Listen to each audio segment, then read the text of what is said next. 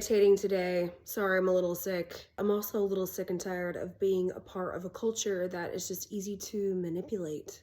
Why do people believe the slander campaigns coming from the lips of manipulators, toxic people, and narcissists?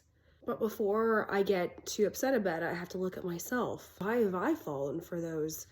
Because I have. Unless you share your side of the story, one of the reasons the narcissist is usually going to get their story heard about you is because they're powerful, well-connected, they have money, they maybe are who you want to be in life. So you believe them. And I've done this. I have to take ownership of that. And I think at the end of the day, it's just because the person telling you a story about somebody is just well-connected and powerful. Maybe you want to be their friend. And the person they're talking about is maybe someone you don't really like. And I'm sure that happened with me. Maybe people just didn't like a girl who likes to wear little cat eye glasses, a little bling on the face. I don't know. But I think we need to look at our biases and look at our own hearts and recognize that one of the reasons that we're easy to manipulate is because, we don't trust God. We don't trust that he's going to take care of us if we were to disagree with this really powerful person. Say, hey, you know what? I don't really want to talk about this person. I don't really know their side of the story, but if you want to talk to me about them, let's bring them into the conversation. So I think having been a victim of a slander campaign, it's changed the way that I view everything. I don't let people just come up to me now and talk about people. I'll be like, whoa, why do you want me to know this? And, well, they're not here to share their side of the story, so I can't really, give this a lot of stock and validity. But I'll always ask as well, now I do. I didn't do this before, but now I'm doing this. If people come up and talk to me about somebody, I'll say, have you talked to them about this? Do they know that you're saying this? Oh, yeah, we've talked about it. Then it should be resolved, right? Especially if they're a Christian. Like, what is the point of the slander campaign? So when you hear a report about someone, and I hear reports about people all the time, especially working in ministry. Working in ministry in New York City is just like belonging to a big, giant high school. And it is very small. It's very homeschooled high school. That's what it feels like. It's very small, and everybody knows everybody, and no one really talks to each other. Everybody just talks about everybody. Yeah, I get reports about people all the time, and I've been a part of humoring some of these slander campaigns, and I really regretted that. I don't want to be a part of this toxic culture. So when people come to me now and are like, oh, did you hear about so-and-so? Well, they got fired. I'll usually just say, I would love to hear their side of the story. I'm sure there is one. I'm sure there's another side. So if we want to be a better culture, a better society, one that's more focused on love and truth, people are going to come up and see if you're willing to humor their story about somebody. Don't humor it. Just say, this is making me uncomfortable because I've actually been the victim of a slander campaign. I don't want to be a part of this. Ask them if they've talked to the person directly, and just say, if they're forcing the story on you, just say, thanks for sharing that. I'd like to keep an open mind because I haven't heard their side of the story. And maybe even indicate you're going to go follow up so that you're not playing triangulation game. More on that later. Triangulation, that is one of the biggest ways that people are controlled and manipulated in the churches in New York City. Are there any exceptions to talking about people and it not be considered gossip or a slander campaign?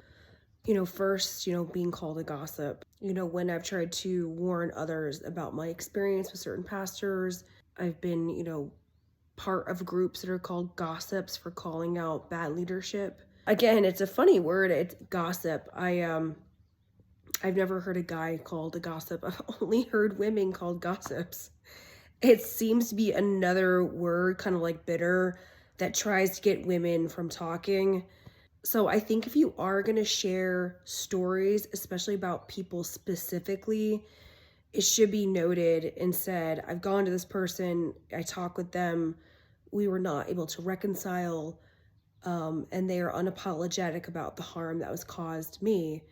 And I think the proof text for that example of behavior of how to proceed, which is warning people, is, Matthew 18. It says, go to the person that's offended you. If they don't listen, bring a witness. If they still don't listen, basically it says tell the entire church.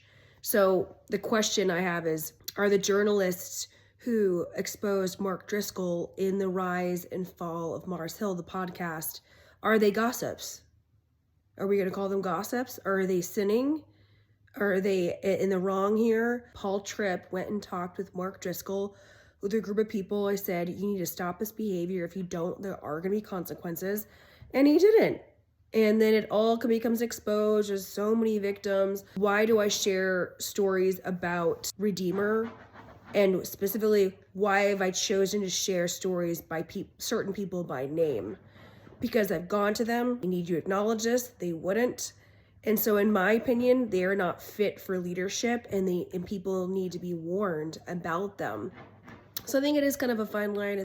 Am I participating in a slander campaign about somebody, or am I hearing a report, a warning to be careful with this person because someone has followed the proper channels and there is zero acknowledgement of a crime or offense here or a sin against a sister, and they're just going to keep doing it, and that means they're not fit for leadership. I've had so many people tell me it's not my call to make that because I'm not an elder. It is my call to decide if I submit to that person and identify them as a pastor. So I think on a personal note, it really is. And would I warn other women about going to a guy that put his hands on you or put you in his office for hours on end and wanted you to know horrible things about yourself? No one likes you and you're not fit for ministry. Would I send someone to him because I'm afraid of being a part of a slander campaign? No. You need to have discernment on these topics. It's not cut and dry. It's really about the particulars of, are you getting a report and do you know any of these people involved? Or is this your personal experience and you follow the proper channels and they're out there currently doing mischievous, horrible behavior towards people and unchecked power that's just running rampant and no one's doing anything to stop it. And you're being asked to not say anything because, heaven forbid, you're going to be called a gossip. So yeah, those are the things that just really need attention and discernment. Is this a slander campaign? Or am I really engaging in gossip? Or am I following Matthew 18 here and telling the whole church? And yes, that does apply to you, even if you are a woman. You don't have to be an ordained leader for these scriptures to apply to you. They want you to think that they don't apply to you, but they do apply to you. That is the word of God, and you won't find any place in it that says these scriptures only apply to men that are ordained. It really is about who's involved, who's saying what. Even if a group of women go and take on a pastor, even in a big group, that can be brought under question. It doesn't need to be, they're all saying it, so it's true. Go and investigate it. Go interview the person. Go ask them. Go watch their behavior when they're questioned on this stuff. Do the due diligence. And I think that that's what happened with Mark Driscoll. And it showed that he is in the wrong. So is it a slander campaign with him? No, it's people are doing what they're supposed to be doing.